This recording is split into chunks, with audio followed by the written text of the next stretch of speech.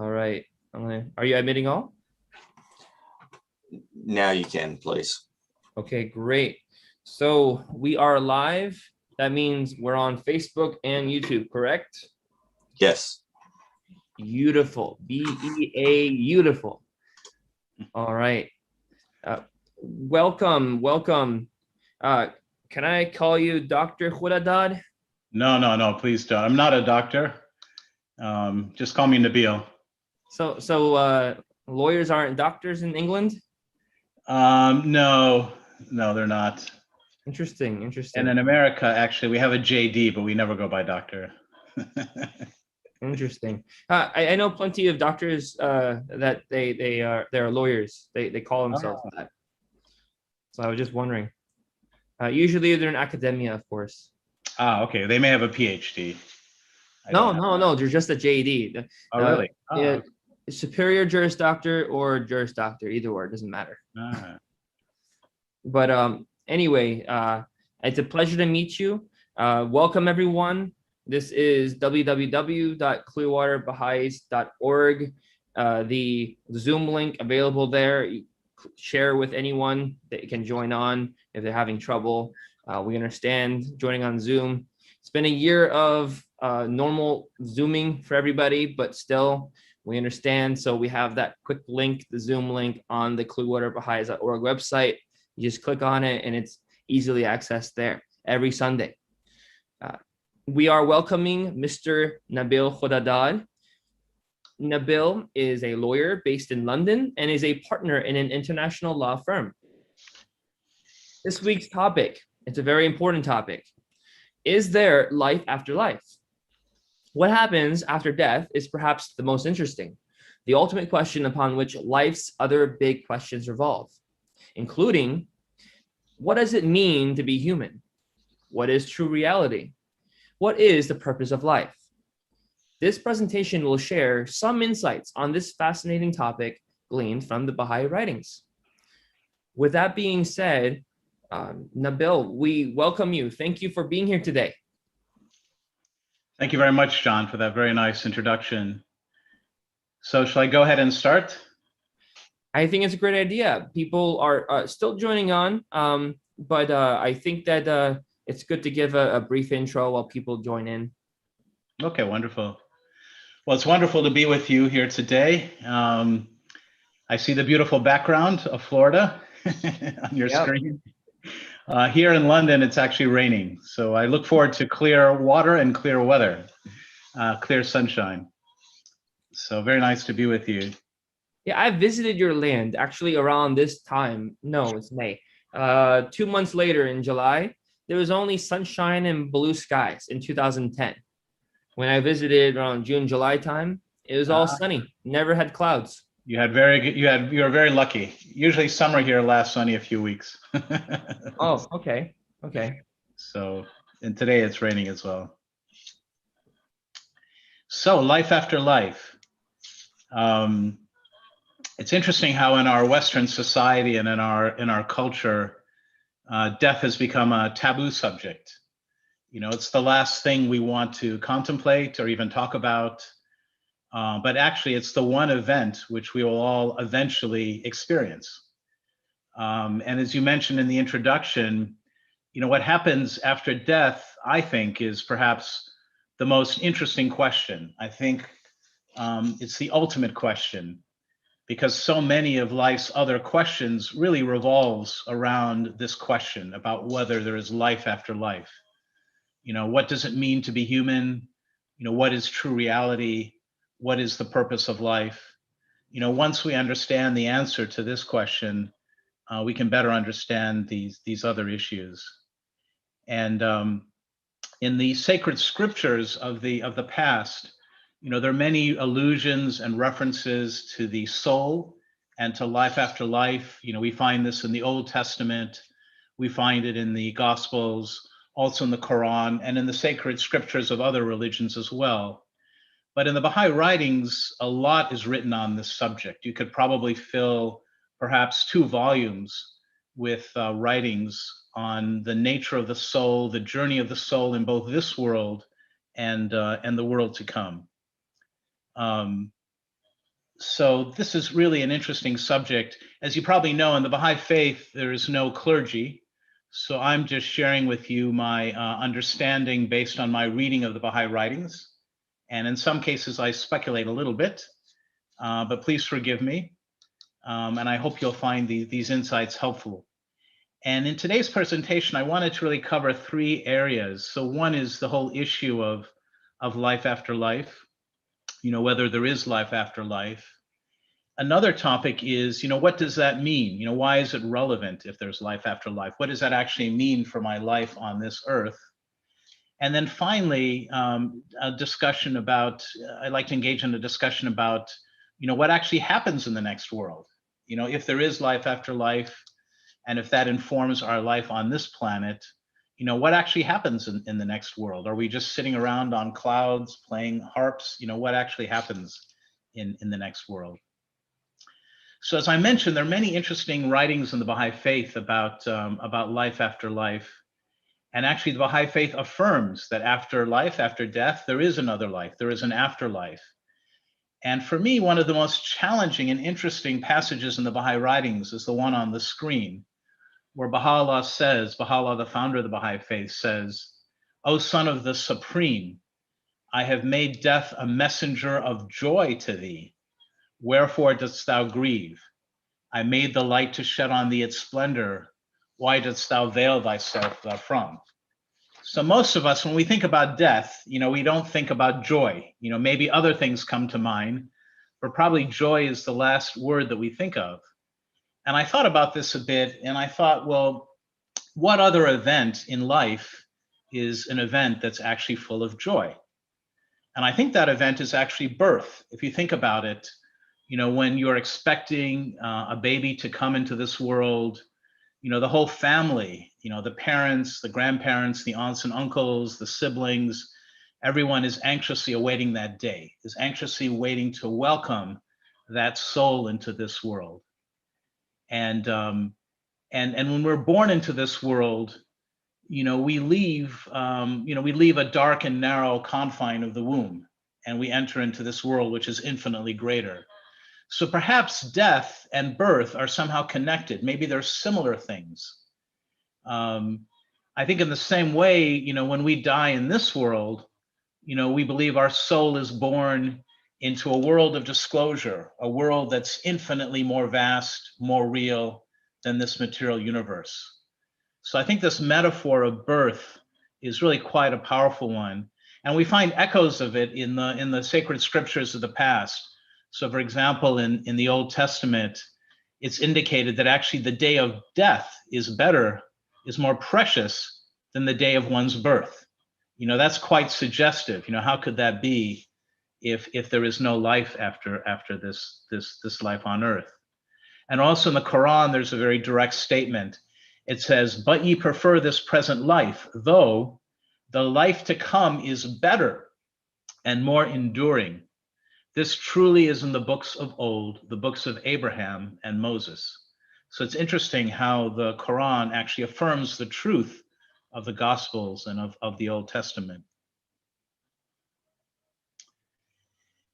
And in a way, if we think about it, the womb world would be completely absurd, if there was no after delivery. If you think about it, what would be the point of developing arms and limbs, when there's no place to walk, there's really not much to touch in the womb? What would be the purpose of developing eyes when you can't open your eyes? It's complete darkness in the womb world. What would be the point of developing ears when there's really nothing to hear? You're just in this ambient fluid. What is the purpose of the womb world? If it weren't for the world beyond the womb world would actually make no sense. And I think that metaphor is really quite suggestive. I think the same thing applies to this world. We come into this world naked, we leave this world naked, we go through many tests and difficulties. And what is the purpose? What is it all for? In a way, life would be absurd if there was no afterlife. And ABdu'l-Baha, the son of Baha'u'llah, emphasizes this in one of his writings. He says, just as if human life in the womb were limited to the uterine world, existence there would be nonsensical, irrelevant. so too if the life of this world, the deeds here done and their fruitage, did not come forth into the world beyond, the whole process would be irrational and foolish.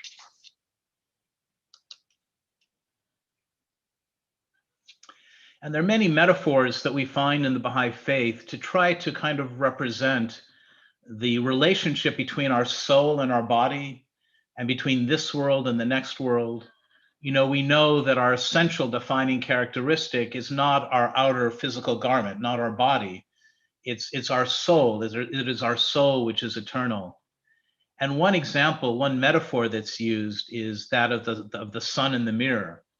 You know, in a way, the mirror represents our body.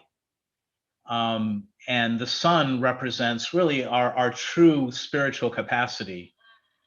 And when when we're in this earth, in order to witness the power of our soul, the power of this spirit, we look at the body and we can see it manifested. But if the mirror cracks, nothing has actually happened to the soul. You may have a hard time seeing the soul in this world, but once the mirror is cracked or once it's destroyed, the light of the soul continues, just like the light of the sun continues. Again, a very powerful metaphor. It also gives us some comfort, as we get older in life and we lose some of our abilities, including even our memory. We fear that we're becoming less of a person. But really, in some ways, all it means is that our spirit, is not able to manifest itself properly in our body. But it doesn't mean in any ways that our spirit is damaged. In fact, one of the interesting things that Abdu'l-Baha, the son of Baha'u'llah, says is that actually memory is a spiritual capacity. Maybe in this physical world, to access memory, to express memory, you need to create synapses between neurons so that you can recall memory in this world through the brain. But actually, memory itself is a spiritual construct. There's a difference between consciousness and the physical brain. So our brain may become damaged, but it doesn't mean that our memory disappears or that our spiritual capacity is in any way impaired. Another clue that we have about the existence of a world beyond this world is actually the dream. And Baha'u'llah refers to this in one of his mystical writings called The Seven Valleys. He says, "Behold, how many secrets have been deposited in the dream, how many wisdoms treasured up, how many worlds concealed. God the Most High hath placed these signs in men, so that the veiled minds might not deny the mysteries of the life beyond, nor belittle that which hath been promised them." Again, I think it's very suggestive, this whole idea of the dream. I mean, think about it. You're lying on your bed and your feet are not moving, your lips are not moving, and yet you're traveling in your dreams vast distances, you're speaking, you're hearing, you're conversing, you're entering an entirely other realm, but without the use of your physical body. Again, it's just another clue, another suggestion that there's something beyond this world. And how many of us have experienced some form of deja vu? You dream something now, and then 5 years later, actually what you dreamed became manifest. Again, how is that possible? Again, that suggests that there really is something beyond this realm. That the reality is not just of a material nature. And it's quite interesting. There have been a number of studies done on near-death experiences. A lot of these studies were started in the 1960s and the 1970s, and this was before the advent of the internet. And it's amazing how we see many common patterns in these near-death experiences that have been recorded. In the 1960s and 70s, there were tens of thousands of these accounts which were recorded by a number of physicians and other scientists. And the thing that was really interesting to me in reading some of these accounts is that they seem to transcend cultures. They tend to transcend religious upbringing. You find them in all different kind of environments, and there are a number of features which are very, very similar. And in my opinion, some of the most interesting studies that have been done in this arena were the studies that were done on blind people, people who had lost their sight for at least 10 years and lost their perception of light, and then had a near-death experience. And what they showed is that these people that had near-death experiences, they're on the operating table, they were clinically dead for a few minutes, and then they came back to this world. They're able to describe what happened to them. They could describe the colors in the operating room, what people were wearing. And again, for a blind person, that's quite strange. So again, it's very suggestive that there is a difference between the brain and our consciousness, between the body and the soul. Another very powerful set of studies is studies of near-death experiences among children. They interviewed children who had near-death experiences between the ages of 5 and 7. Now, if you were to ask a child, if they could spend, the rest of their life with one person, who would that person be? 99% of them say either their mother or their father. However, when they interviewed these children who had these near-death experiences and asked them what they saw, inevitably they were greeted on the other side by a family member or a friend, but it was never their parents if their parents were actually alive. It was always a grandparent or a great aunt or a great uncle. It was somebody that had actually passed away. Again, this is not conclusive proof, but I think it's strong evidence that there really is a realm beyond this realm. Now, as I mentioned, in the Baha'i writings, there are a number of very clear and unequivocal passages, confirming the existence of an afterlife, an existence of a world which is far beyond this world. But we don't have the full details. And that's intentional. Baha'u'llah says that the nature of the soul after death can never be described, nor is it meet and permissible to reveal its whole character to the eyes of men. We just have a few hints. And Shoghi Effendi, the great-grandson of Baha'u'llah and his authorized interpreter, explains why. He says, Baha'u'llah says that were we to have the proper vision to see the blessings of the other world, we would not bear to endure one more hour of existence upon the earth. The reason why we are deprived of that vision is because otherwise no one would care to remain, and the whole fabric of society will be destroyed. So again, we just have a few hints of the next world. I'll share with you these hints, but we'll never have the complete picture while we're in this world. But I think going back to the realm of the womb, we can understand the wisdom of this. Can you imagine if you could communicate to the fetus growing up in the womb of the mother, and you could explain to the fetus that, outside the womb world, there's a vast other world. There's a world that's infinite compared to the world of the womb. There are things that we call flowers, and there are things that we call trees. In fact, we have colors, and we have light. And they're amazing things to taste. We have ice cream, we have gelato, we have amazing things to experience, incredible landscapes to witness. You can imagine how skeptical, the child in the womb, the fetus in the womb would be. And if the child in the womb believed this, they would want to leave immediately. Why would they consent to live in the womb world? However, that would be very dangerous. That would be very unhealthy, because the womb is a very important stage in the development of human being. It is in the womb that we develop our arms and legs. It is in the womb that we develop our power of sight, of hearing. And if we don't develop those faculties in the womb, it's not possible to develop them, after birth. So again, it's very important for us, this earth, this life that we exist.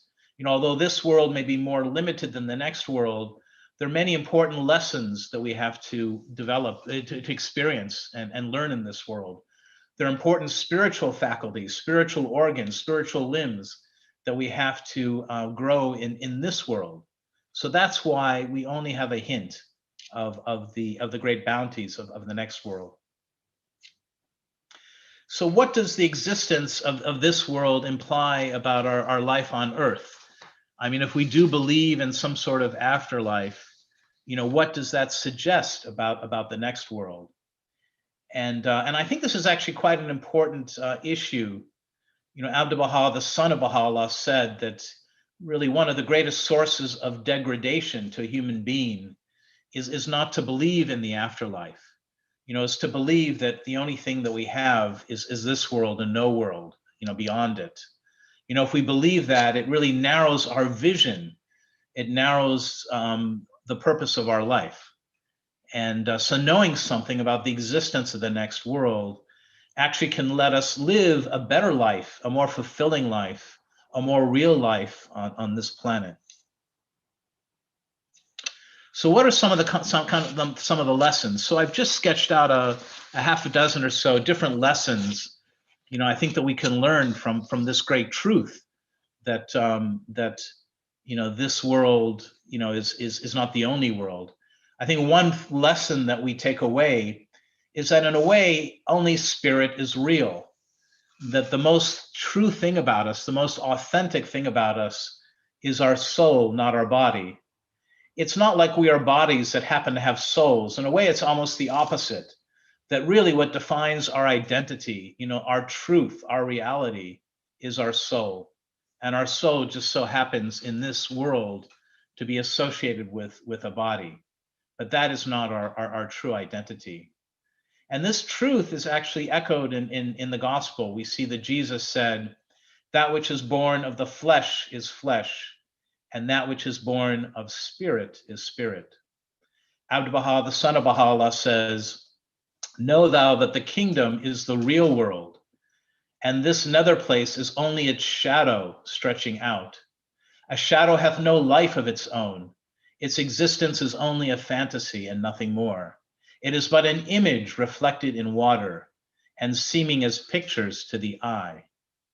In a way, this world is a shadow world. It doesn't mean that it has no reality, but this world in comparison to the next world, to the spiritual realm, is like a shadow. It's a lesser reality. And if you think about it, everything that you can see with your eye eventually will disappear. If you look at a flower, maybe it'll go away in a week. It can go away in a day. If you're looking at a building, maybe it will last for 100 years. If you're looking at a planet, maybe it'll survive for 1 billion years. But eventually, everything that we can see with our physical eye will disappear. But actually, spirit does not disappear. Spirit is eternal. So in a way, spirit is even more real than matter. I think another key lesson we draw from this truth is that we shouldn't become too attached to this world. This world is not our true home. We should learn to become detached. And again, we find echoes of this truth in the Bible. Jesus says, what good will it be for someone to gain the whole world, yet forfeit their soul? Or what can anyone give in exchange for their soul? Another very powerful analogy that you find in the Baha'i faith is that of a cage. In a way, our soul is like a bird, and it's trapped in a cage. It's trapped in our body. It's trapped in this physical world. And when the cage breaks, it doesn't mean the death of the bird. It actually means its liberation. Then the bird can actually fly and soar into a higher atmosphere. But while in the cage, the bird needs to develop. The bird needs to strengthen its wings so that when it's fledged, when it's ready to take off, the cage will disappear and it can truly soar. And Abdu'l-Baha, the son of Baha'u'llah, shares this insight with us. He says, to consider that after the death of the body, the spirit perishes is like imagining that a bird in a cage will be destroyed if the cage is broken, though the bird has nothing to fear from the destruction of the cage. Our body is like the cage, and the spirit is the bird. We see that without the cage, this bird flies in the world asleep. Therefore, if the cage becomes broken, the bird will continue and exist. Its feeling will be even more powerful, its perceptions greater, and its happiness increased. In truth, from hell, it reaches a paradise of delights, because for the thankful birds, there is no paradise greater than freedom from the cage. I think another example really is the hotel room. You know, before the COVID pandemic hit, I used to travel a lot for work, and I have to confess that when I traveled, I would really like to stay in a nice hotel room. You know, there's nothing nicer when you're traveling and you're a bit tired and you're going to a new city than to stay in a nice hotel and have a nice hotel room. But we shouldn't become so attached to the hotel room, because really we're only going to be in the hotel for a couple of days, and to become too attached to the furnishings is not healthy. It's okay to enjoy your hotel room and the nice views you may have and the comfortable bed, but it's not our home. We shouldn't become too attached to it. And I think that's a metaphor for this world. It's nice to enjoy the beautiful things in this world, but we shouldn't become attached to them, because this is not our true home. This is not our eternal nest. I think a third lesson we draw from this is that really the purpose of life is to turn to God, to turn towards the spiritual realm.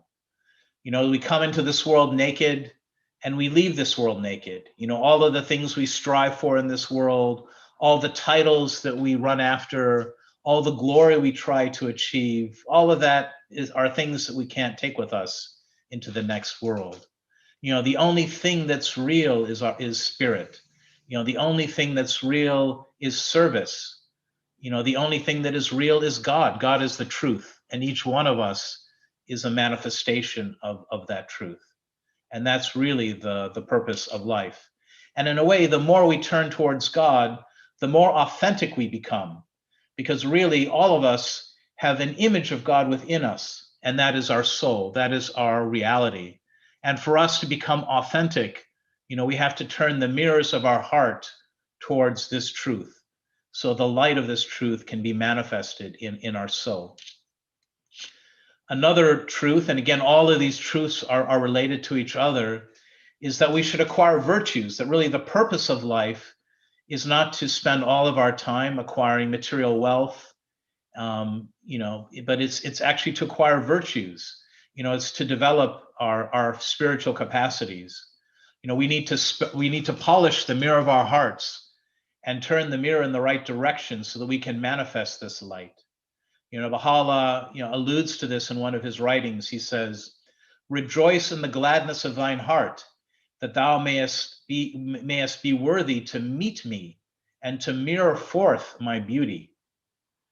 And another passage, Abdu'l-Baha, the son of Baha'u'llah, says, "Become incarnate light and personified spirit." In a way, this one line is the purpose of life. You know, we should be seeking to become incarnate light and personified spirit. Now, we shouldn't become arrogant because we do not generate the light. You know, we reflect the light. This light comes from another source. You know, God, our creator, is the source of this light. But if we polish the mirror of our hearts, and if we get rid of all of the dust and envy, you know, all of the dust of envy and greed on the mirror of our hearts, then we'll be able to truly reflect this amazing, amazing light.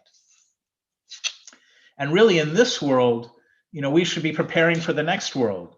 You know, in the womb world, we were preparing for this earthly life. When we were in the womb world, you know, we were developing our capacities. We were developing our sight, our physical hearing, our limbs and organs, even though many of those are not even used in the womb world. And we should be doing the same thing here. In a way, this world is like the matrix. You know, this world is the womb world. You know, in this world, we should be developing our spiritual capacities. You know, how are we going to see amazing things in the next world if we don't develop our spiritual eyesight, you know, the power of insight, or our spiritual hearing, or our spiritual nostrils? How will we be able to discern the wonderful spiritual fragrances emanating from the next world if we don't develop these capacities in this world, you know, this womb world? And in a way, this whole world is a school for the soul. You know, Baha'u'llah says that that everything in this world has been ordained by God for our training, that every atom in existence and the essence of all created things is really a door to understanding the truth of creation, the truth of reality, the truth of God. You know, all of the things that we can see in this world, the beautiful mountains, the landscapes, other people, the tests and trials of life, these are all helping us to develop our spiritual capacities. And in a way, the tests and difficulties we experience, help to unleash this amazing power. And we can't do this in isolation. So really another lesson of this world is that we must serve each other. I mean, if you think about it, what does it mean to draw closer to God? What does it mean to love God? That's such an abstract concept. Loving God, drawing closer to God is actually done by serving each other, serving humanity. In fact, Baha'u'llah comes up with a revolutionary idea, and that is that he redefines what it means to be a human being. Baha'u'llah says that one indeed is a man, and then this is man in the anthropological sense, who today dedicateth himself to the service of the entire human race. It's almost as if Baha'u'llah is saying that we don't have the right to call ourselves human unless we are engaged in serving one another.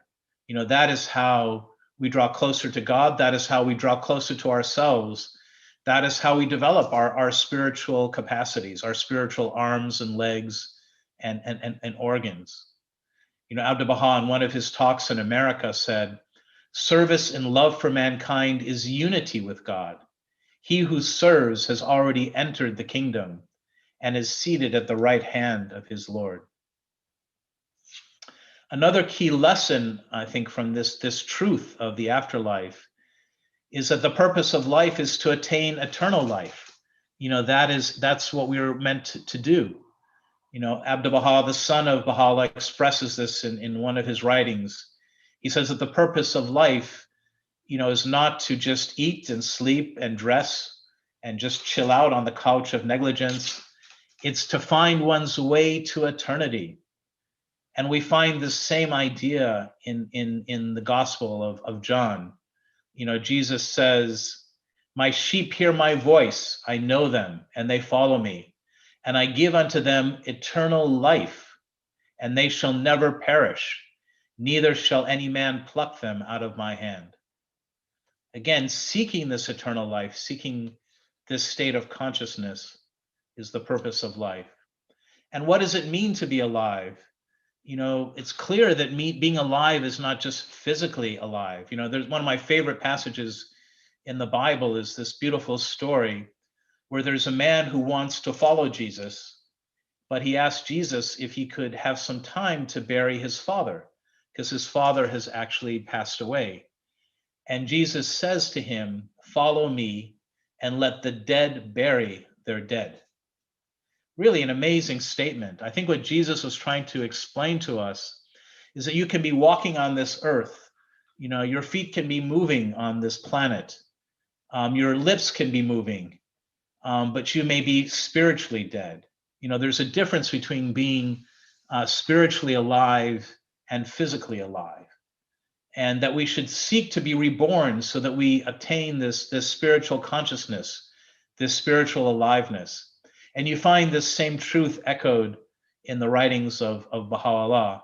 And Baha'u'llah explains that the reason that these wonderful divine educators come into this world, divine educators such as Moses, Jesus, Muhammad, Buddha, Zoroaster, Krishna, Baha'u'llah, is to awaken us to this consciousness, to expand our consciousness, to revive us from our spiritual death.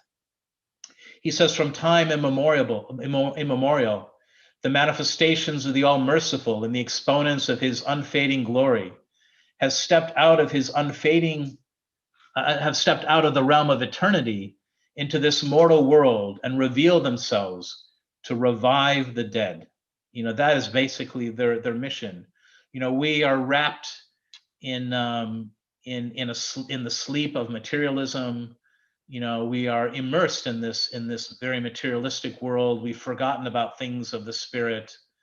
And Baha'u'llah has come to remind us, of our true nature, our true birthright. He's come to remind us of the purpose of life. And I think the key is to attain this consciousness while we're here on earth.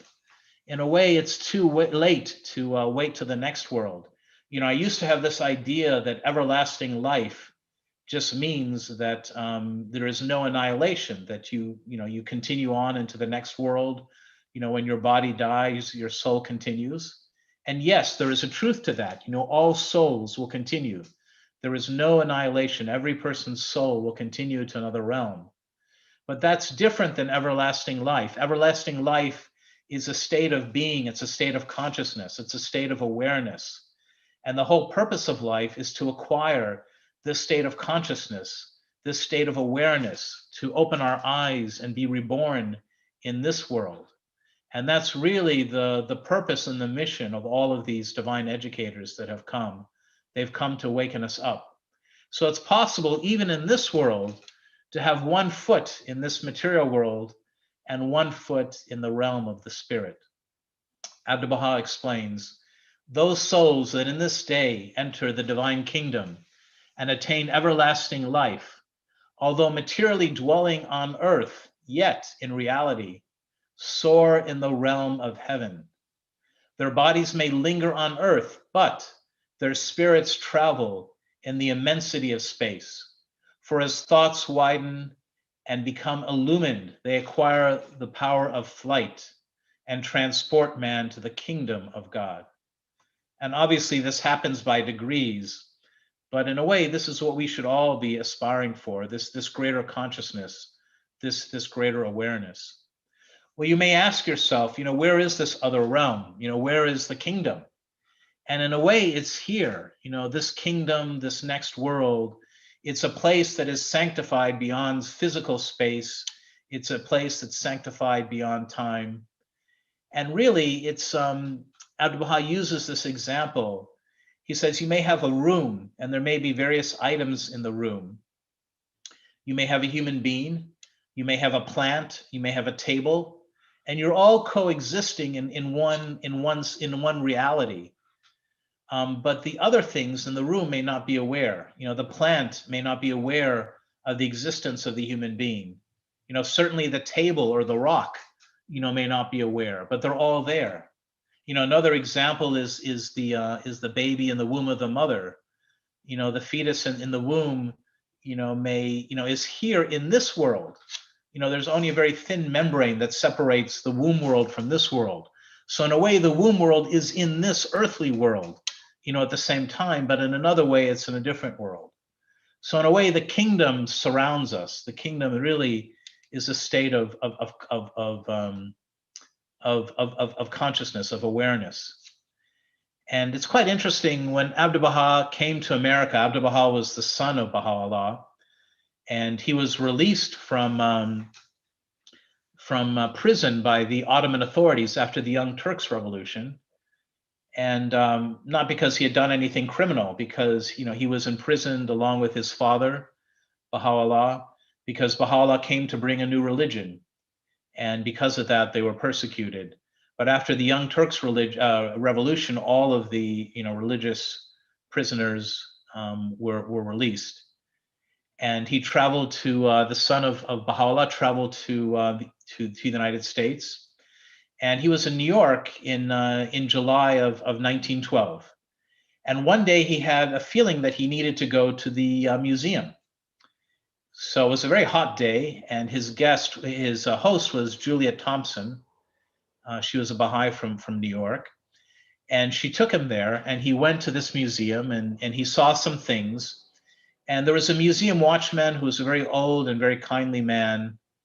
And ABdu'l-Baha sat down after a while, and he asked him, well, don't you want to go up to the third floor? On the third floor, we have really nice fossils. Don't you want to see those things?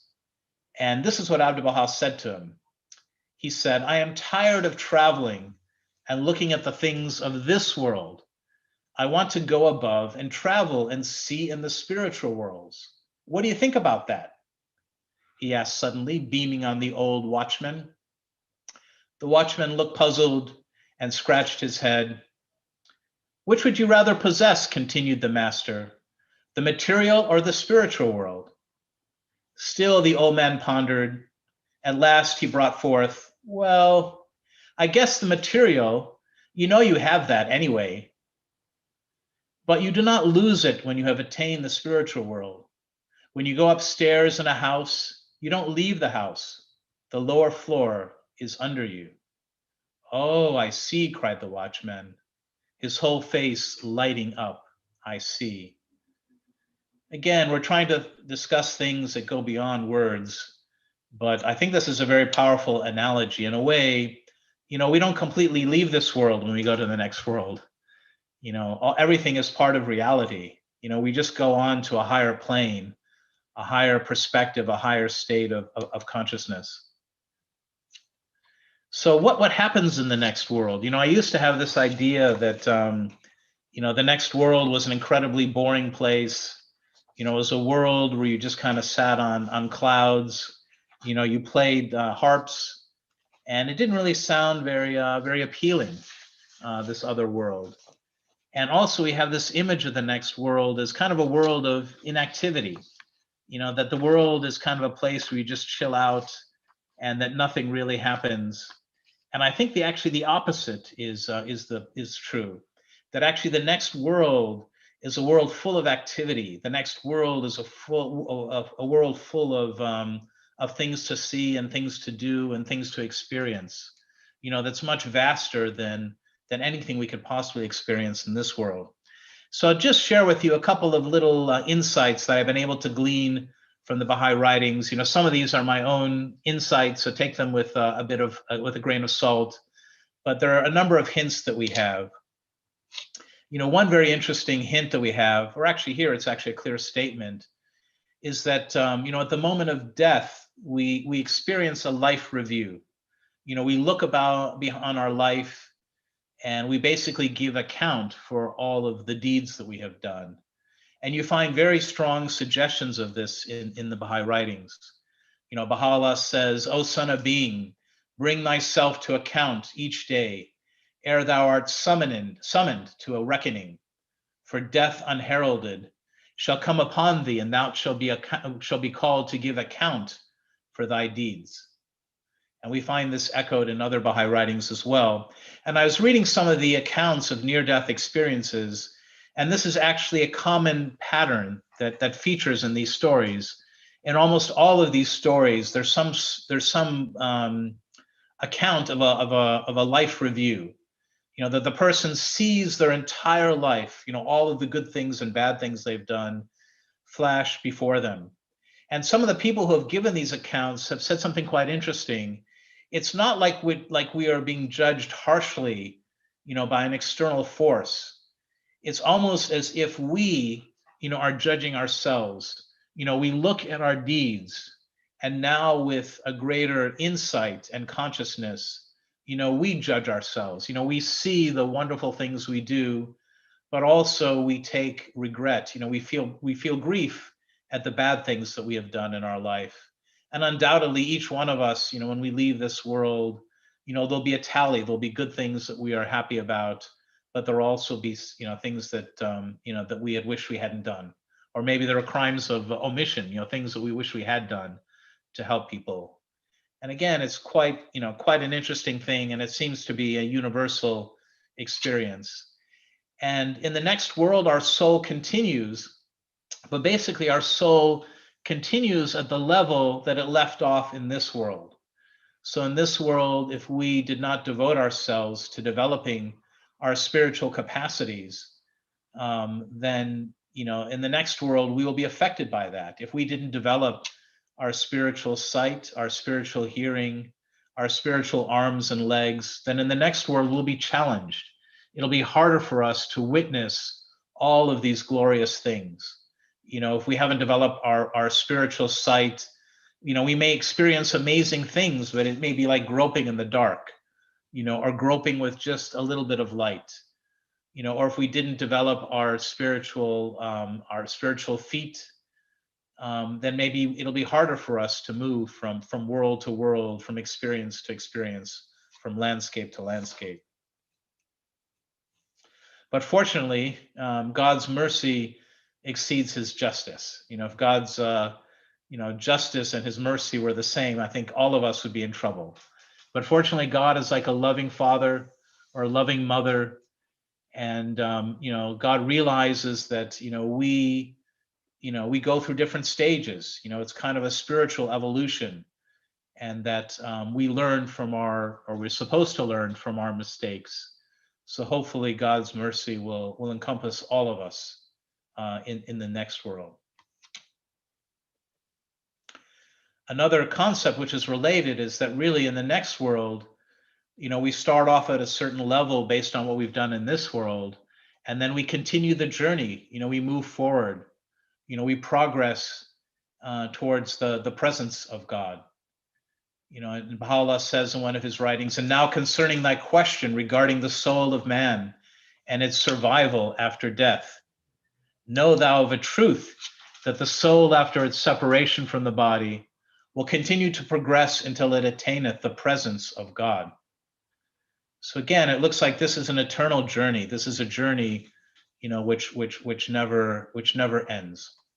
And in a way, too, another way to look at it as well, because God is such a, something beyond our comprehension.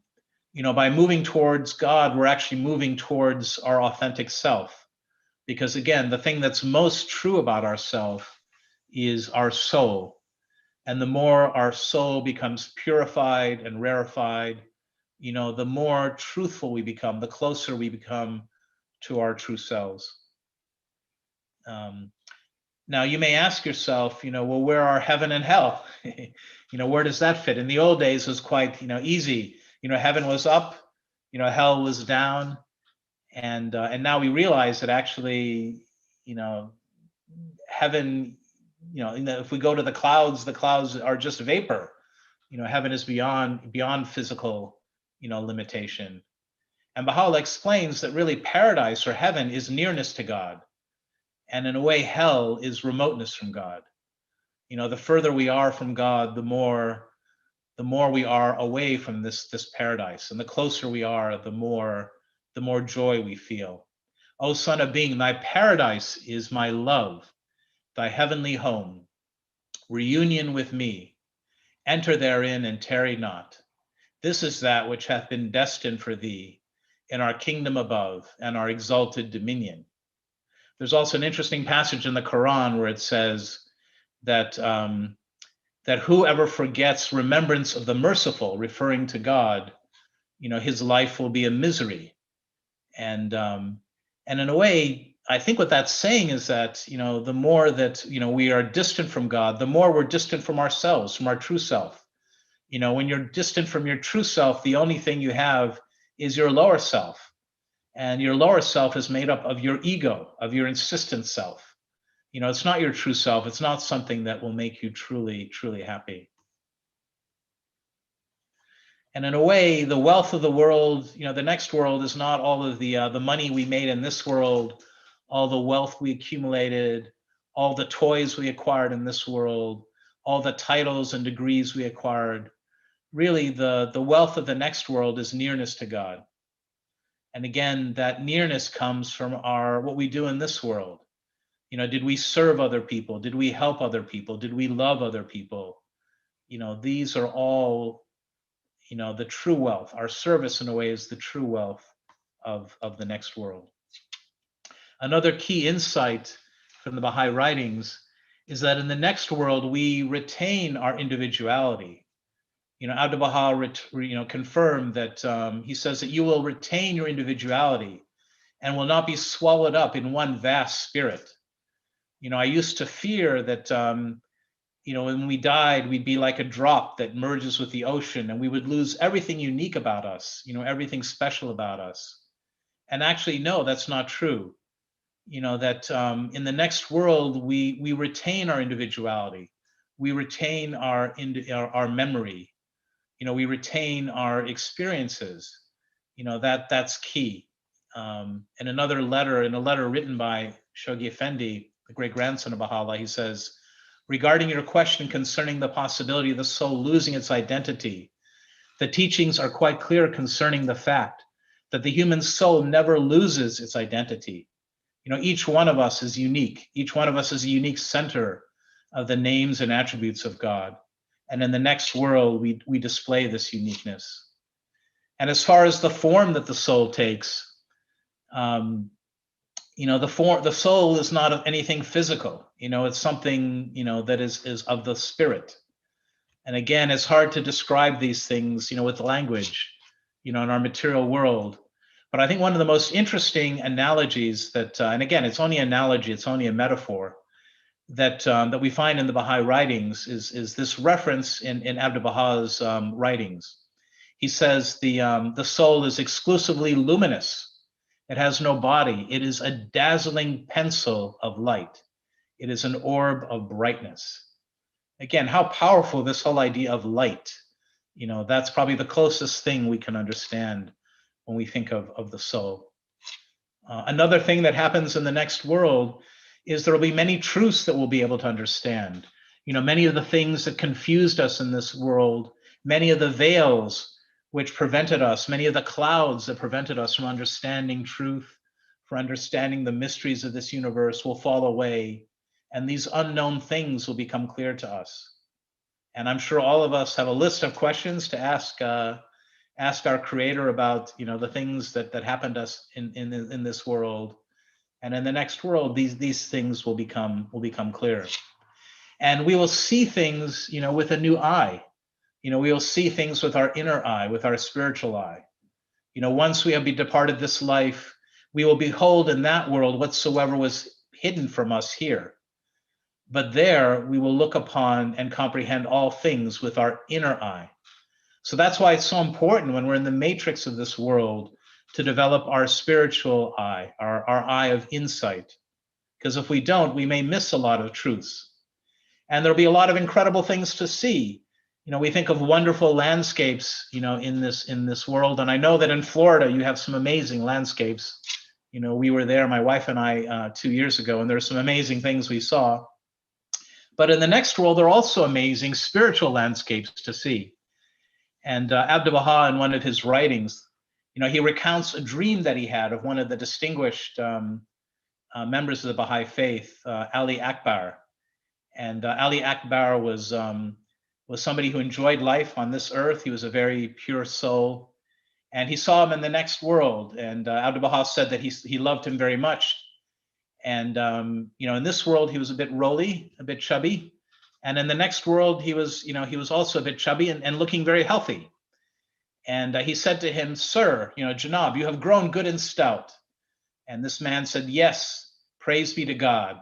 I have been in places where the air was fresh and sweet, and the water crystal pure, and the landscapes are beautiful to look upon. The food's delectable. It all agreed with me. And of course, so I am stronger than ever now, and I recovered the zest of my early youth." Again, these are all metaphors, but it's very, very powerful. I think we'll experience amazing things in the next world. This world is just a shadow world. If there are landscapes in this world, there'll be incredible spiritual landscapes in the next world. If there are amazing food, in this world, ice cream and gelato and pizza and other amazing things, in the next world, there must be spiritual counterparts. There must be spiritual food, which is amazing. It's amazing ambrosia, to drink in the next world. And there are many of these worlds. Baha'u'llah wrote to somebody who was a bit disappointed about their life. They'd missed many opportunities and they were very sad.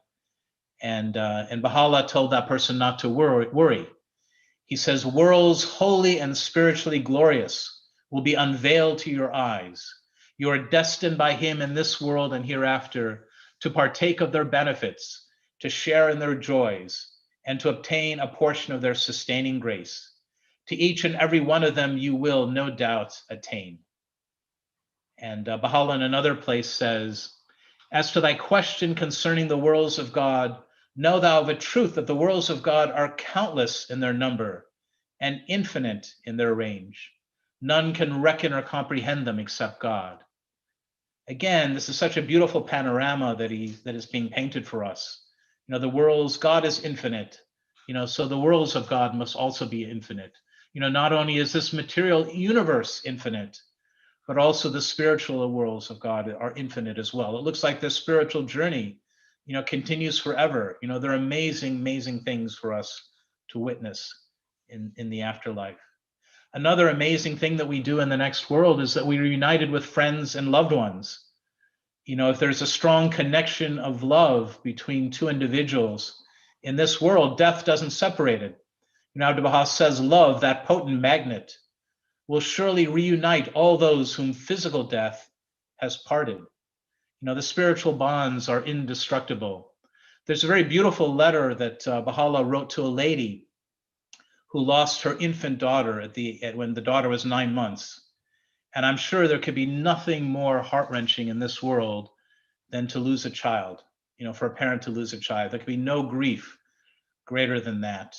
And this woman grieved a lot, but she tried to put this out of her mind. And after a while, she didn't think about her child as much, you know, after many years had gone by. But she had a dream of her child. And the lady asked Abdu'l-Baha, you know, to interpret the dream, because the child in the next world was very concerned that her mother was suffering so much. And Abdu'l-Baha said, that child is your trust with the charge of God.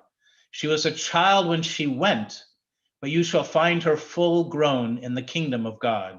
You shall find her mature. You shall not find her there as a child. You shall find her perfect and mature. Again, very mysterious, very mysterious. But we get the sense that in the next world, you know, there is a justice, you know, there is a sense of development, you know, in the next world. You know, there's the concept of progress and development, and most importantly of reunification. In a way, all separation with loved ones is just temporary. You know, we will eventually be reunited with our loved ones. And you know, again, Abdu'l-Baha explains that, you know, between a couple, between a married couple, you know, if the relationship is not only physical but spiritual, you know, that union will continue through all the worlds of God. You know, so marriage really isn't to death do us depart. It's actually potentially eternal, but only if the spiritual bond is established. You know, if you have a marriage, if you have a relationship, and the bond is purely physical, and there's no spiritual component to it, then death will create a separation. Again, very, very interesting. There was a very devout secretary of Baha'u'llah named Zain. And one day he was having breakfast with Baha'u'llah, and he was looking a bit dejected. And and Baha'u'llah perceived the problem. And he told Zain, look, you know, our wives are so wonderful, you know, that, you know, the station of your wife is so important. And, you know, this relationship with your wife is so important to cherish, because, you know, you will be together in all the worlds of God. And then Zain, you know, looked up, you know, looking a bit dejected, and he said, can you please arrange to send me to the other place? So I'm sure he was just joking.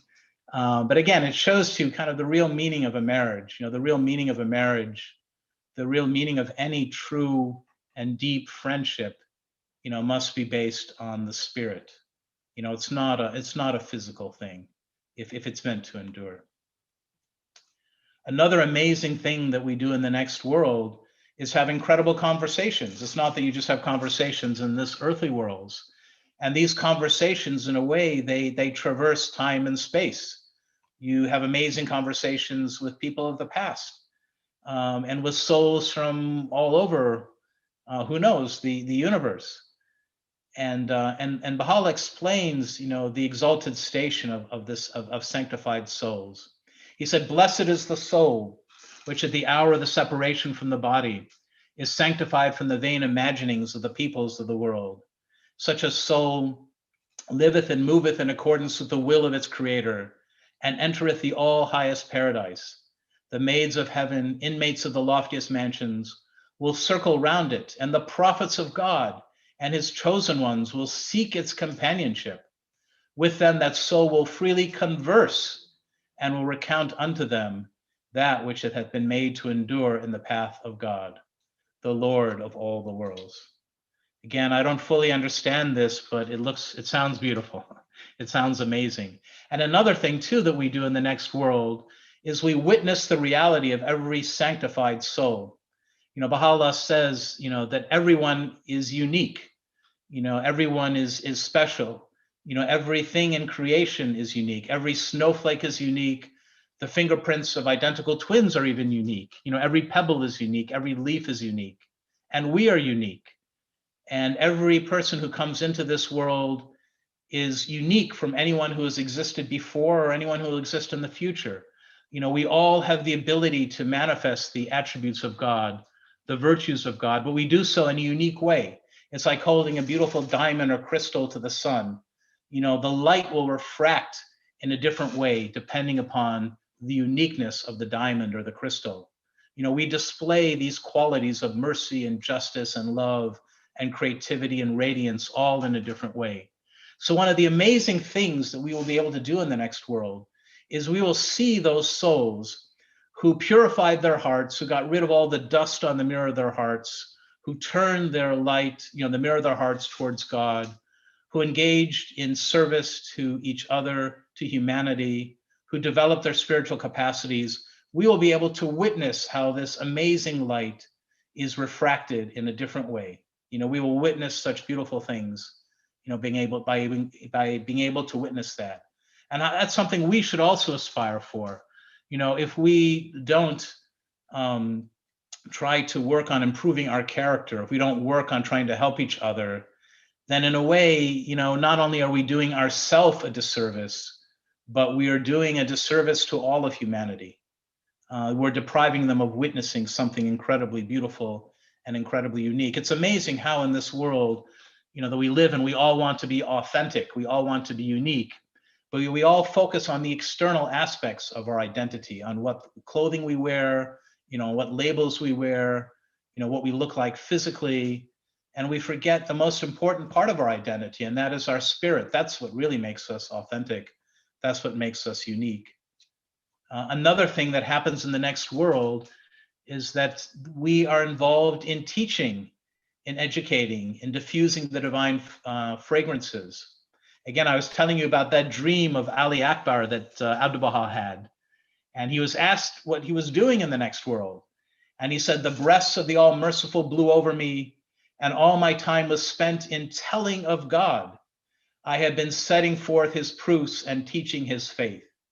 And then in parentheses, it says, the meaning of teaching the faith in the next world is spreading the sweet savors of holiness. That action is the same as teaching. Again, we have this image of the next world as a world of mutual support, in a world in which we can help each other, which we can educate each other, which we can learn from each other. In a way, our souls become vehicles for the diffusion of this divine grace, this divine knowledge. Again, it's not a world of inactivity. It's a world full of activity, a world full of service. And even there's some interesting pilgrim notes, that are not been authenticated, referring to the University of the Kingdom in the next world. We have universities in this world, there must be counterparts in the next world. This process of spiritual education, must continue. It doesn't die when we leave this world. Another amazing thing is that we can do from the next world is we see this world. This connection, as I mentioned, the story that Abdu'l-Baha told the watchman of the museum, when we go to the next world, in a way, we don't leave this world. There's a connection between this world and the next world. These are some remarks that were recorded by some of the pilgrims that went to see Abdu'l-Baha. So these are not really authenticated, but they ring true. So I put them here on the slide because they sound right, but we have to take them with a grain of salt. Abdu'l-Baha was reported to have said to Mrs. Rosenberg that there's no real separation between that world and this world. And somebody asked him, can the people in the next world see this world? And he says, of course, they can see us and know everything we are doing, for that is the world of real sight and sense. And then somebody asked him a question, Mrs. Aline Shane Devon from Elliott, Maine. She asked Abdu'l-Baha, do the dead pass entirely away from the earth, losing all consciousness of and interest in the people and affairs of the world?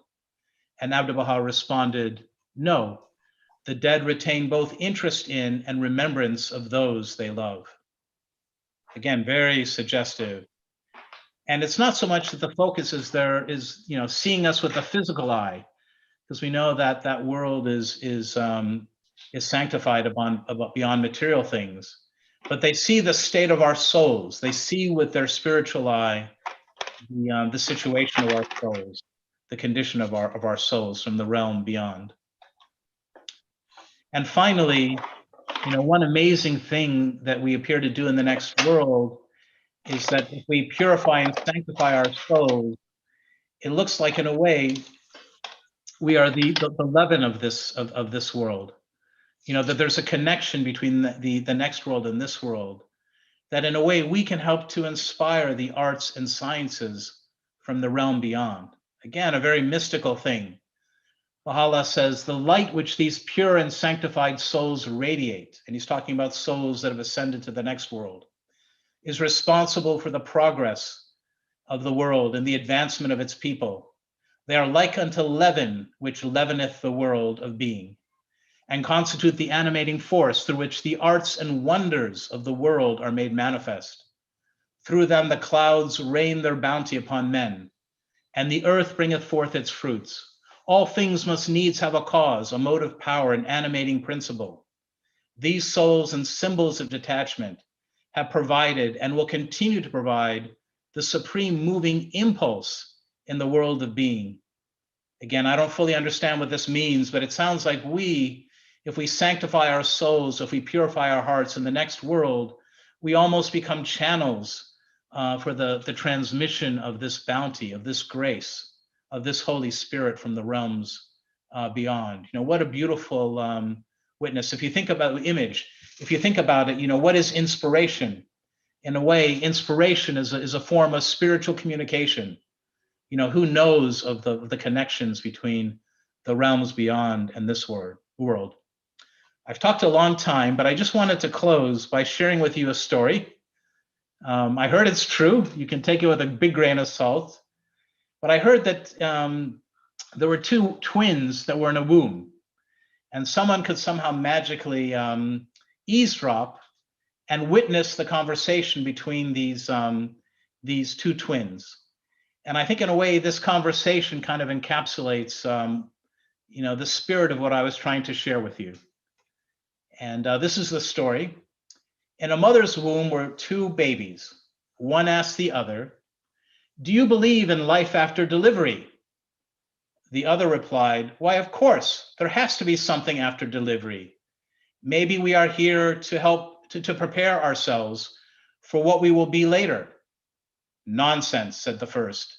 "There is no life after delivery. What kind of life would that be?" The second said, "I don't know, but there will be more light than here. Maybe we will walk with our legs and eat from our mouths. Maybe we'll have other senses that we can't understand now." The first replied, "That is absurd. Walking is impossible, and eating with our mouths, ridiculous. The umbilical cord supplies nutrition and everything we need. But the umbilical cord is so short. Life after delivery is to be logically excluded." The second insisted, "Well, I think there is something, and maybe it is different than it is here. Maybe we won't need this physical cord anymore." The first replied, "Nonsense. And moreover, if there is life, then why has no one ever come back from there? Delivery is the end of life. And in the after delivery, there is nothing but darkness and silence and oblivion. It takes us nowhere." "Well, I don't know," said the second, "but certainly we will meet Mother, and she will take care of us." The first replied, "Mother? You actually believe in Mother? That's laughable. If Mother exists, then where is she now?" The second said, "She is all around us. We are surrounded by her. We are of her. It is in her that we live. Without her, this world would not and could not exist." Said the first, "Well, I don't see her, so it is only logical that she doesn't exist." To which the first replied, "Sometimes when you're in silence and you focus and you really listen, you can perceive her presence and you can hear her loving voice calling down from above. So thank you very much. Thank you.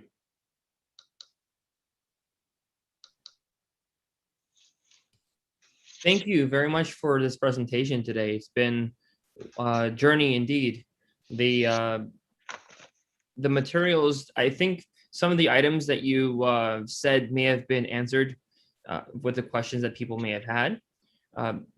I have something from Miss Eileen Maddox. She wanted to make a comment. I think it would be valuable. Yes, please. Thank you. Excuse me. Thank you, John. I would just like to share a very true story about the guidance we get after we die. My son died 3 years ago, and he's in a very dark state for many years, depressed and denying all concepts of spirituality and the life after death. And he was just in a very difficult place. And he developed cancer, and God seems to have snatched him from this earth much sooner. He was projected to have lived in hospice, which was a blessing, of course. And the first time he came to me, he was young, and it was, "Hi, Mama." And I won't go into that scene, but it showed that he was in a very dark place and would have continuous care. And the second dream, he was really happy. And this time he showed me a scene that I interpreted as spiritual boot camp.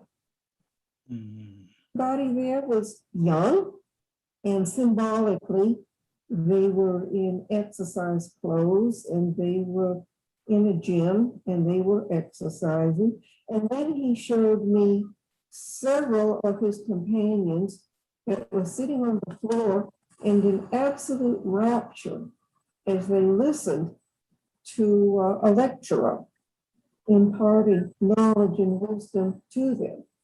And what he was showing me was he was receiving excellent care on the other side, and he was very happy. And for the first time in many, many years, we were able to communicate with each other. And he has since moved on from spiritual boot camp and hasn't come back, but to me, but it leaves me with the sense that when I pass on, he and I will be able to really communicate with each other spiritually. And that has brought me much happiness. And I think that this is true for everybody. If a soul passes over in a very dark state, they are not stranded. You might say that there's an emergency crew waiting for them. Yes, yes. How beautiful, how beautiful. There's so many beautiful things in the remarks you made. I mean, the last remark, again, if you think about this world, when a baby is coming, there's a whole team of people, doctors, nurses, relatives, waiting to embrace and receive the baby. Also in the next world, and all these near-death experiences that have been recorded, always record that there's someone or someones in the next world waiting to receive. And it sounds like your son has been immersed in a sea of light, in a sea of love, in a sea of forgiveness. Yes, and praise God, he has responded. From what I understand, even in the next world, a soul is free not to respond. But most fortunately, he embraced it. And now he's in the worlds of God. And I have to wait back here. Catch up with him anytime soon, but it really gives me something to look forward to. Another amazing thing in the Baha'i writings, which I forgot to mention, is that it's written that we can pray for the advancement of our loved ones in the next world, and they can pray Yes. for us.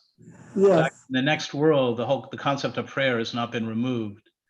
And yes, that in this world, if we dedicate something to the memory of our loved ones, it helps them in the next world. You know, if we do a great yes. act of service, a great act of charity, a great act of sacrifice, it brings comfort to our loved ones. And it's a very Yes. interesting thing. It's a relationship. The other interesting thing you said, which I thought was so beautiful, is boot camp.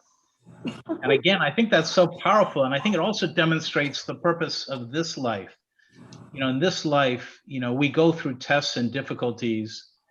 And one of the reasons we go through tests and difficulties, you know, is to develop our spiritual muscles. It's almost like going through boot camp, you know, Yes. for us to really develop our capacities. We do that. If we were to go to a gym and not lift any heavy weights, you know, just casually walk around the gym, you know, we wouldn't develop our physical muscles. So in a Yes. way, the tests and trials of this world are designed to detach us from this world and be opportunities for us to develop our spiritual capacities. And it sounds like there may be some counterpart in the next world to that, which is quite amazing. Yeah, thank you very much for your beautiful comments. Thank you for sharing. So there's another question, and this question was from Steve Collins. So Steve Collins, if you want to ask the question more direct yourself, you're free to. Otherwise, I'll read it off what you've provided in the chat. So Steve Collins was asking about the, oh, he says, go ahead. Okay, got it. He's asking about the report of children not being visited by parents versus others who have passed on. He wants to know where he can find it to learn more. Ah, okay, yeah, very interesting. Yeah, it was an amazing story. It's actually, I have the book. It's Elizabeth Kubler-Ross, and in one of her books, it's in other books as well. This is one of the summaries of her work. She recounts this experience of hers. So she would interview children, and again, as I said, you know, if some children have had near-death experiences, you can imagine how difficult it is for an adult to describe a near-death experience, probably for a child as well. But a common pattern is that they would say that on the other side, they were greeted by a loved one. But if their parents were alive in this world, the loved one in the next world that greeted them was never their parent, which is very, very interesting. Even though you would expect them to say that, you know, you would expect them to pick their parent because typically a young child is closest to their parent. So yes, in this work by this book on life after death by Elizabeth Kubler-Ross, she mentions this study that was done. And there are also interesting books written also by Raymond Moody and others on near-death experiences that are quite illuminating.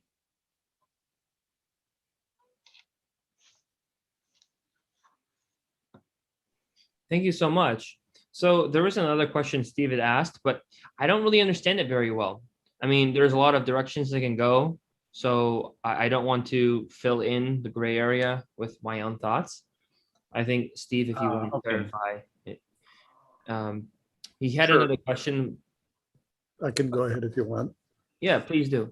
The question was, you've described, and there's all these writings that refer to the process of death and the life after life, as you put it. That's nice.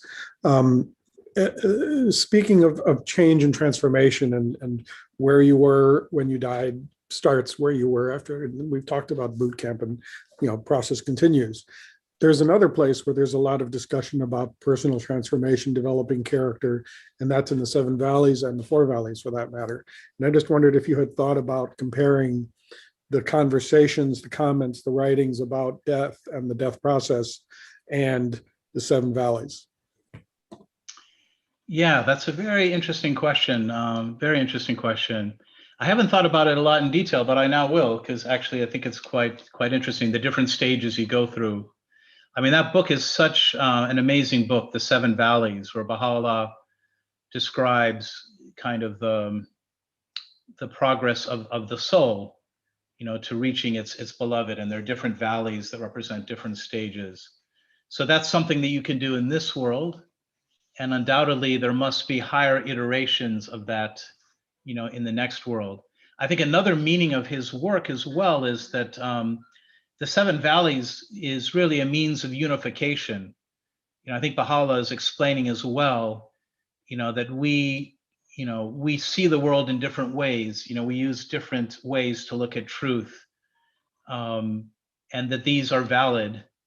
And in a way, in the seven valleys, he combines and affirms, both the Eastern way and the Western way of looking at truth and understanding things. And actually, it was interesting. I came across one of his writings where he said something to the effect that one of the purposes of writing the seven valleys was to bring about unity. So it's not just about the progress of the soul in this world and in the next world, but it's also a concrete means to reaffirm, the different ways in which people look at truth, the different ways in which people struggle to understand God, to create a foundation for unity on this planet. So there are many, many different levels to that beautiful work, the seven values. But thank you for bringing that up, and you've given me a lot of food for thought.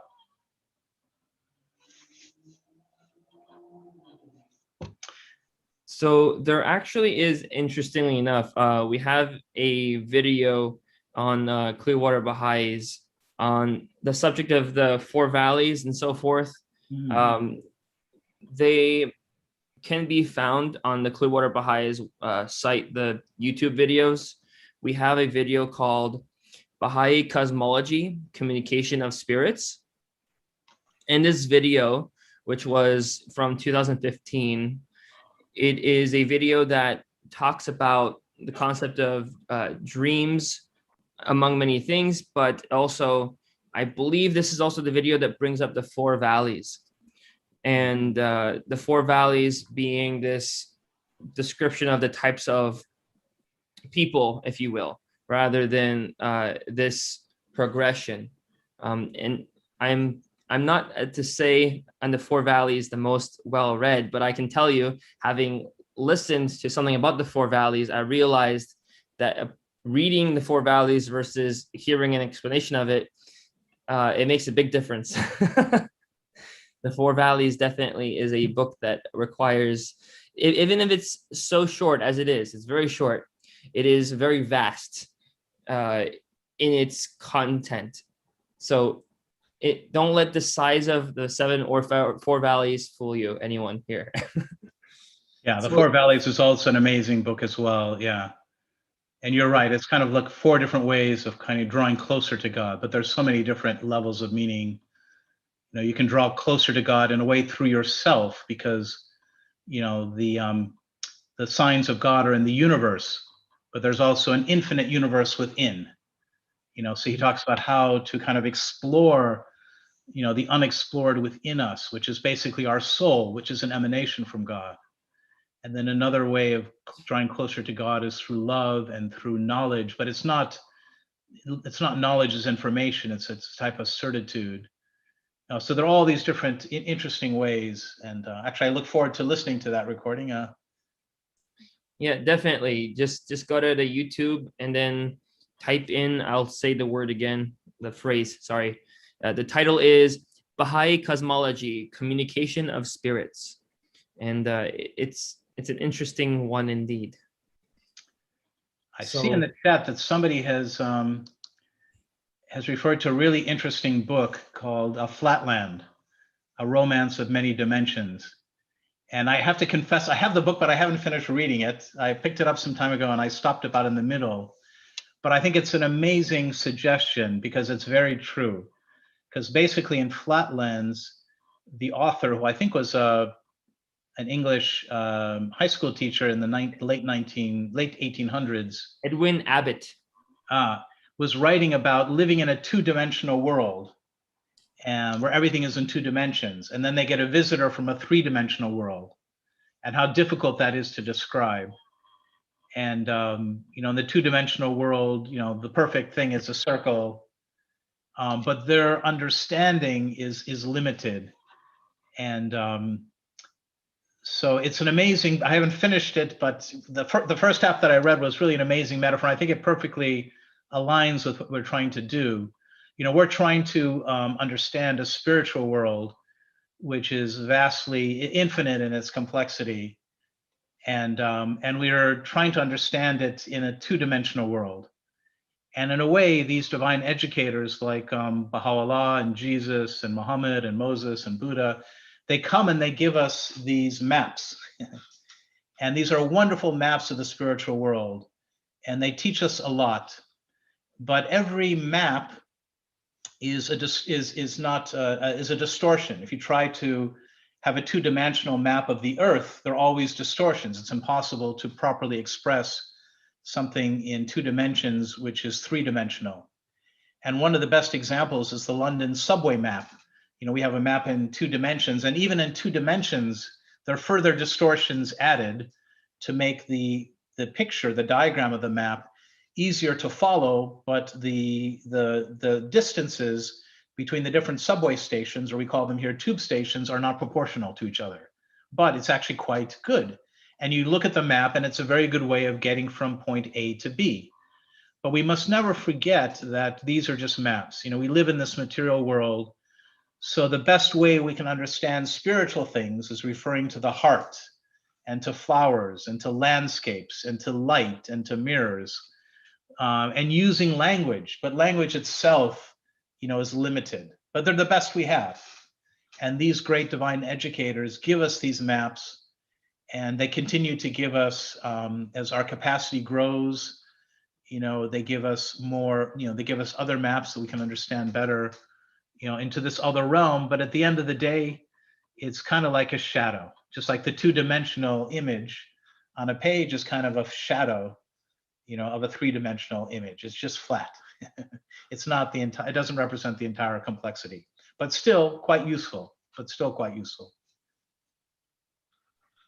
Actually, it's really funny because that video on the communication of spirits, Baha'i cosmology, communication of spirits, it actually has Carl Sagan show flatland.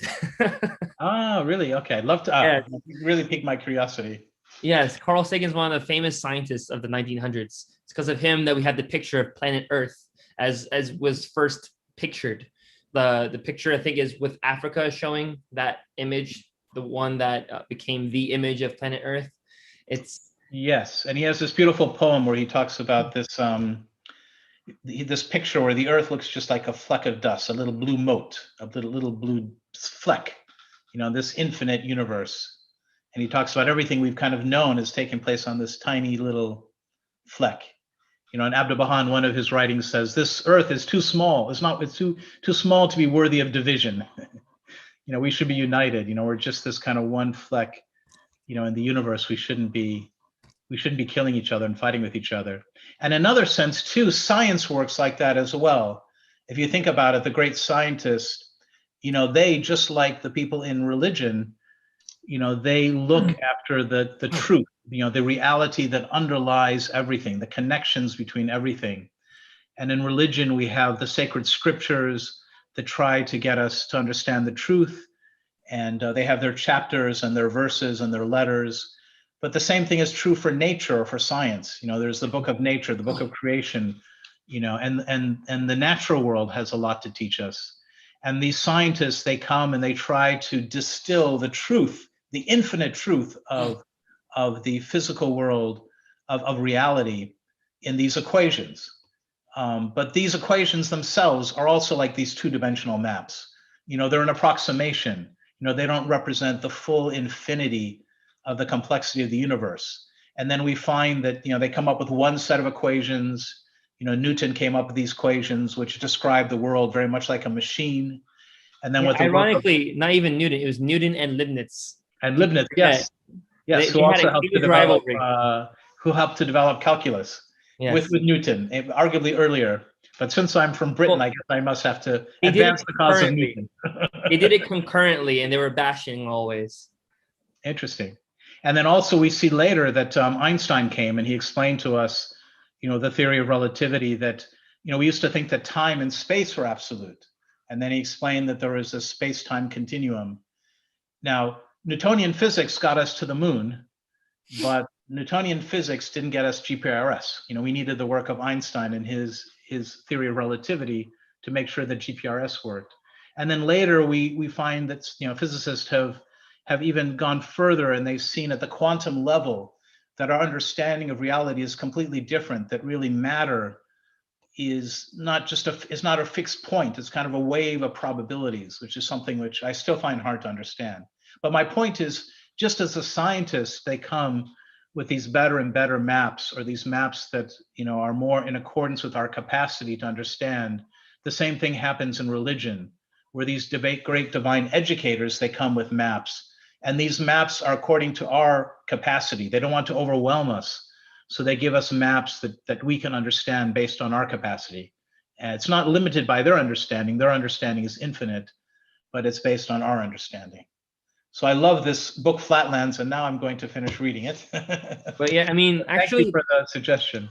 if you even contemplate the idea of being in 2D, you can't even see what shape anything is. All you see really, if you have the capacity for sight in 2 dimensions, because everything we know is 3D, if you were to have the capacity of 2D sight, which I think is not possible either, but assuming that's possible, the only thing you'll see of a 2D shape is a straight line, practically, the mass.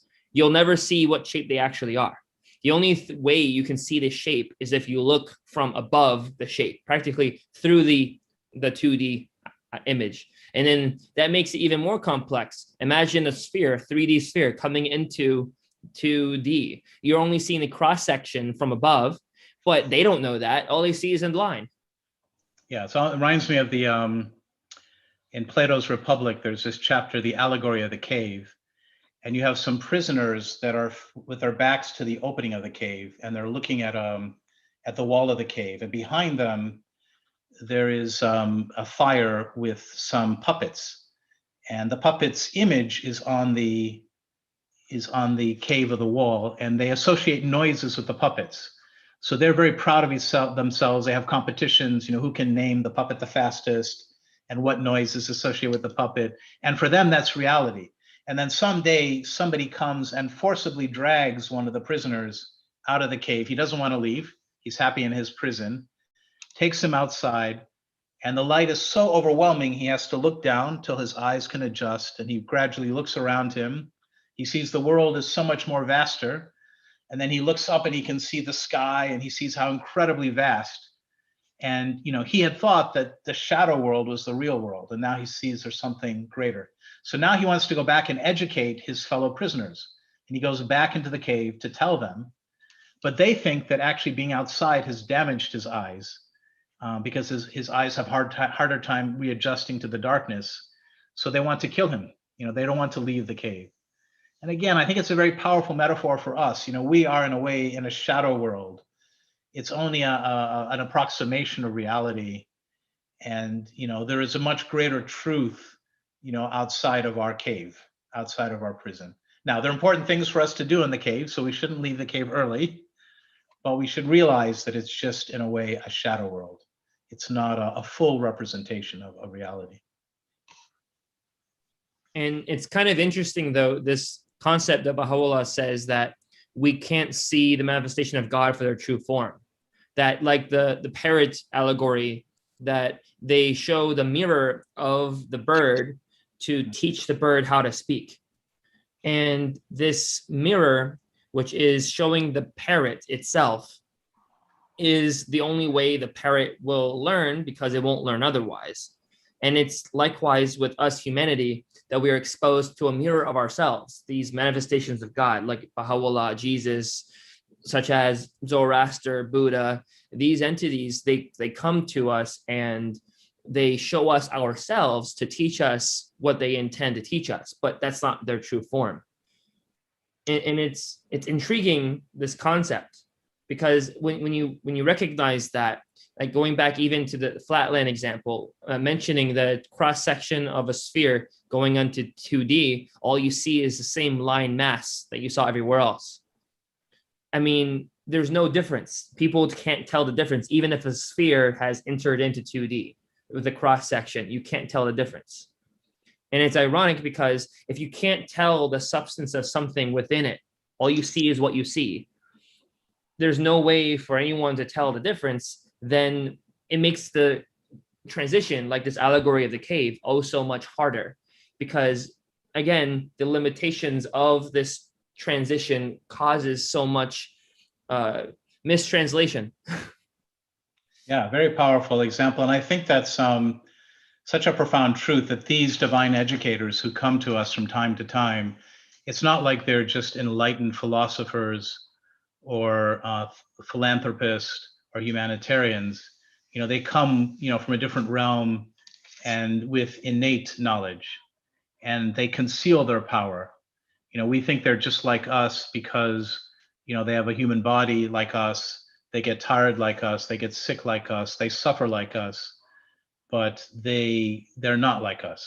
They're like us so that they look like us, so that we will not be terrified of them. So I think that's such a powerful thing, and I think that makes their lives so much more powerful. They come and they sacrifice, themselves through imprisonment or through martyrdom. Basically, even though they have the power to release themselves, to sacrifice themselves to endue us with more capacity. Jesus many times, prophesized his own crucifixion. He knew it was going to happen. So if he knew it was going to happen in advance, he could have escaped. But he chose to sacrifice himself willingly, so that everyone in the world could be endued with a new grace.